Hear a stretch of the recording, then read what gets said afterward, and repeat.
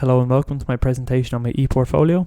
My portfolio will look at how we can use augmented reality and virtual reality technologies to increase visitor immersion at tourism sites. So in this portfolio, I profiled heritage sites, I discussed some case studies, I analysed government documents, and I interviewed an archaeologist to formulate a strong enough argument that we should be using AR and VR in tourism. As Ireland has so much heritage, it wasn't feasible for me to look at every single site, so I chose 4 popular ones. I chose Brúna, the Hill of Tara, the National Museum of Ireland, and the Book of Kells. So who am I?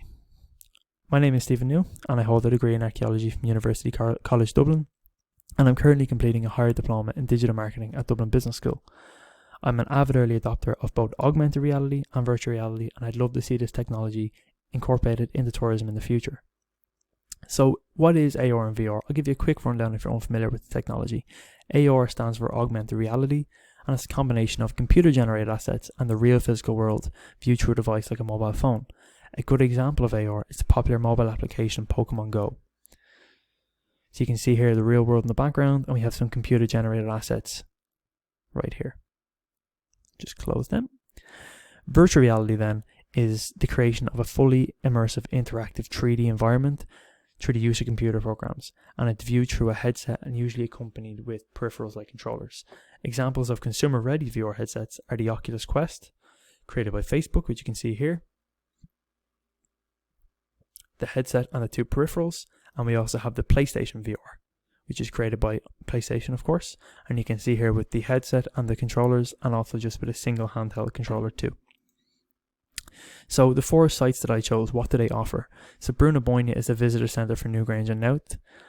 It doesn't offer too much. When visitors go there, they can look at a short multimedia video, and then they kind of just walk around the exhibition reading storyboards and looking at artefacts until the bus is ready to take them to the passage tombs. It did have a recent €4.5 million investment from Fáilte Ireland, and this is what I got. I got backlit photographs and texts. Overall, not very immersive. The next one then, the Book of Kells. It's an exhibition on the grounds of Trinity College Dublin in the Long Room. The book is accompanied by a plaque of text and some storyboards on the other side of the exhibition. Online, they did offer a 360-degree photo of the Long Room, but overall, it's not very immersive. You kind of just go and look, it's self-guided, and you leave. Bit of a letdown. And we have the Hill of Tara, which has incredibly low levels of immersion. It's a very famous site. It's an outdoor collection of ancient monuments. There is audiovisual tours at the visitor centre, but the visitor centre is not always open. Guided tours only happen seasonally, so if you go in the off season, for example, you're getting nothing. This is what you're getting. You're just getting the mounds, the ancient monuments with no information. There is some information boards, but they're located off site. And then lastly, we have the National Museum of Ireland. Free to visit. It's visited by domestic and international users quite a lot, but it follows the same stagnant layout. You have artifacts, small plaques of text, that's all. There's no immersion, you just look and go. So head back up to the top and go straight into my literary review. So my literary review is quite short because I look at case studies as well, which works on this a little bit more. But just to give you a quick rundown, there's been a good bit of research done in AR and VR as a whole, more looking at the manufacturing and the consumer use side of things. So video games and the likes of Intel creating the computer chips, they use the HoloLens, which is augmented reality created by Microsoft. The majority of the research that has been done with VR in relation to tourism is about selling. So, it's the VR experiences of walk in this city, view this hotel, go to this place. It doesn't really focus on immersion. AR, on the other hand, focuses a lot more on immersion. I think this is because AR is more affordable and it's more accessible because nearly everybody can use it on their mobile phones. Just move into the case studies then. So case study 1, published by Lo and Cheng in Hong Kong in 2020, shows how the influential aspect of VR can be used to increase sales. So hotels created VR experiences and they tend to sell more rooms and get more bookings than hotels that didn't use them. It was very interesting to see, and although not directly applicable, there's a distinct possibility that the VR experiences that focus on presence and immersion would definitely encourage tourists to visit them sites rather than sites that don't have them. So moving on to case study 2, does VR and AR enhance the tourism industry, the tourist experience? Yes, they do. You can see this in this paper here. They say that it can be used to create site competitiveness. So people will want to go to these sites because this is applied here. But it's crucial, as pointed out by Kumar Adel, that when you're making these experiences, that they have to be what the tourist wants. They have to make the visit more relaxed and more enjoyable. A good example of that is Tuscany Plus, which is an AR map of Tuscany that as you point your phone at different places, you can hit it and it brings up all the information. It cuts out the unnecessary carrying around 2 million leaflets. So then case study 3, we have Ovid's Journey, which is the real world example of AR being used here. You can see it here in the picture. So it was a group from Romania and Italy, and they created an AR app that as you scan a QR code, it can bring up ancient Roman houses. It can show Ovid throughout his life, both interior and exterior of the houses. And it also has an audio element because it has child Ovid singing in Latin. So it was a good example of what can actually be done with AR. So the issues around this. So what could hinder the rollout of augmented reality and virtual reality? Here's a few things. Price. It can be quite pricey to buy large quantities of virtual reality headsets along with the computer power necessary to set them up. QR codes could be vandalized by graffiti. Health and safety. A lot of people using VR headsets one after the other could spread something like conjunctivitis. And then as people are wearing the VR headsets, they're not aware of their surroundings. They could be injured, so they have to be supervised at all times. And additionally, if somebody suffers from something like epilepsy, there's a possibility that using a VR headset could trigger this. So maintenance then as well. You have to employ more people to look after these. And then failure to be inclusive, which is something that the archaeologist I interviewed pointed out, was that if we're creating experiences, we need to make sure we include everybody so as not to upset people. So my recommendations then. In 2019, the total number of people that came over here was just over 9.5 million, and it was found that they want things to see and do, and they want to experience history and culture. That was the top 3 reasons they came. So it's imperative from that we need to create some kind of memorable visitor experience, and we can definitely do that with AR and VR. So I recommend that we should trial this at the 4 sites I profiled earlier. And despite any of the issues raised, they're easily addressed. So price, for example, the government spent €4.5 million in Bruna, didn't really do a good job. For 300,000, you could set up 100 VR headsets. To deal with the issue of hygiene then, you just train staff who are employed to manage the VR to properly clean them, and you can also buy disposable hygiene covers like the ones provided by VR Cover here. Get 100 of these for $27. And then hiring staff would be pretty easy because every year there's more and more computer science graduates coming out of college. They're going to be looking for work. We can provide them with work. So just moving on then to the recommendations for how we should implement it. In Bruna, place QR codes on the ground, scan them, artifacts come to life.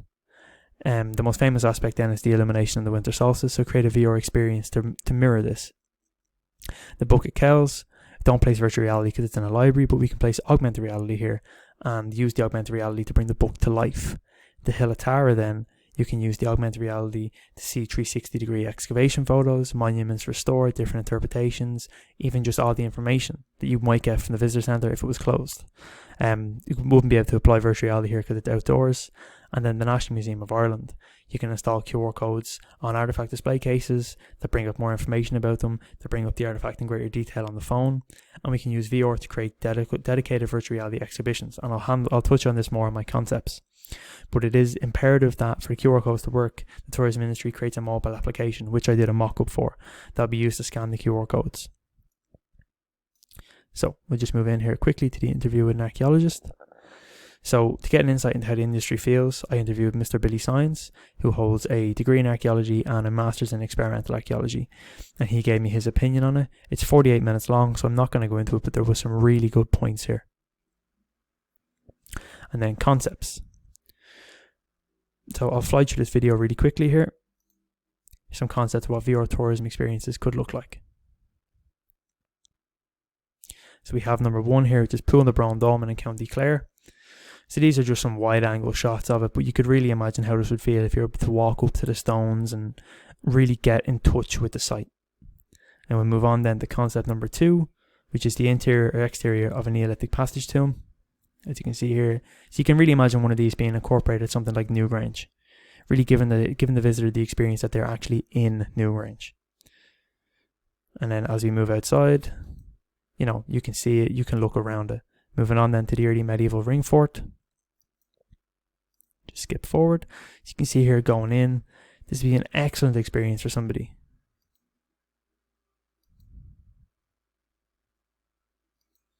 You're inside, you're feeling what was it like, what's the space like, how did this feel to be here? You're really being put in the history. And then moving on to the last one, which is a VR museum artifact, the Dewey brooch. So you can imagine one of these in the National Museum of Ireland, for example. Very immersive, way more than what's on offer at the minute. So I'll just exit out of this. Then we just have some stills down here.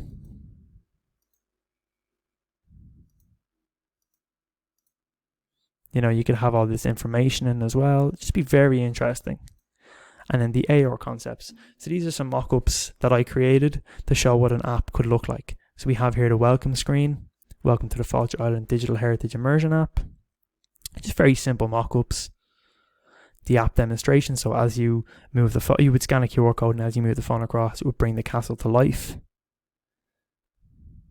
Bit fast, you might have missed it there. Just a concept, really.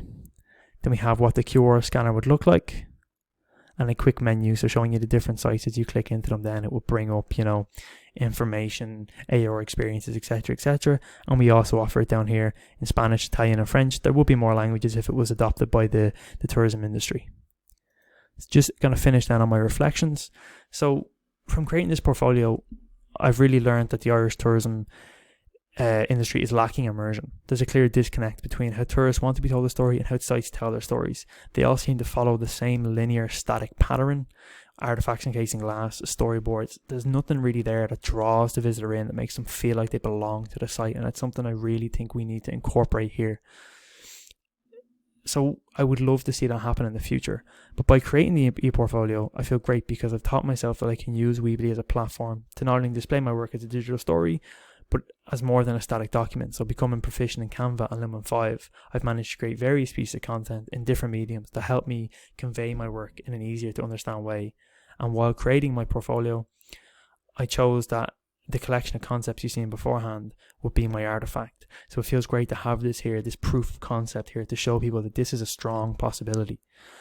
And I also learned that through interviewing Mr. Billy Science, that archaeologists are accepting of AR and VR, but it has to be implemented properly. It was very interesting to see that different groups might have a different approach to things. It was something I never considered. And it was very interesting for him to say that, well, you know, although these people still worship the pagan gods, the druids and things like that at these sites, you can't have one narrative. You have to include everybody. So I thought it was a very interesting perspective to have on things, and definitely something that should be considered in the future if this ever happens. But overall, from what I've seen, from what I've researched, from talking with Billy, from seeing the concepts, from creating the concepts, I definitely think that there's a future for AR and VR in the tourism sector. It definitely looks promising, and it is definitely something I would like to be involved with in the future. So my references came from a variety of sources, nearly all journal articles, but I had some things from, you know, conference proceedings and things like that. And then if you would like to get in contact with me, you can do so at the following. It's my DBS email there. I haven't put my real phone number in for security reasons, but 105 66 887 at mydbs.ie if you'd like to get in touch. Thank you very much.